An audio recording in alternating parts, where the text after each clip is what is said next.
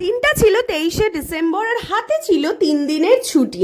এই শীতে নিজেকে যতই ঘরে আটকে রাখতে চেষ্টা করো না কেন, মন কিন্তু মানবে না। তাই আমরাও বেরিয়ে পড়লাম নতুন একটা জায়গার উদ্দেশ্যে। হ্যাঁ, পৌঁছে গেলাম বিষ্ণুপুরের মৌলিসা রিসর্টে। যদিও আমাদের প্রথম পছন্দ বনলতা রিসর্ট ছিল, তবে ওটা না পাওয়ার কারণে এখানে এসেছিলাম।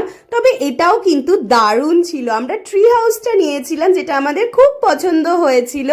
আর এই ডাইনিং স্পেসটা দেখো কি সুন্দর, শাল কাঠের চেয়ার টেবিল দিয়ে সাজানো ছিল। তো লাঞ্চ টাঞ্চ করে চলে এলাম জয়পুর জঙ্গলে। শুনেছি এখানে হরিণ, হাতি অনেক কিছুই দেখা যায়, তবে আমরা কিছুই দেখতে পাইনি। আর ছেলের কাণ্ড দেখে বুঝলাম আর বেশিক্ষণ থাকলে ও জঙ্গলের বংশ নির্বংশ করে দেবে।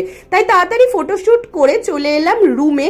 এখানে ছিল প্রচন্ড ঠান্ডা, চা আর গরম গরম পকোড়া খেয়ে শরীরটা একটু গরম করে নিলাম। আর এই রিসর্ট সম্পর্কে বিস্তারিত তথ্য তোমরা পেয়ে যাবে পার্ট 2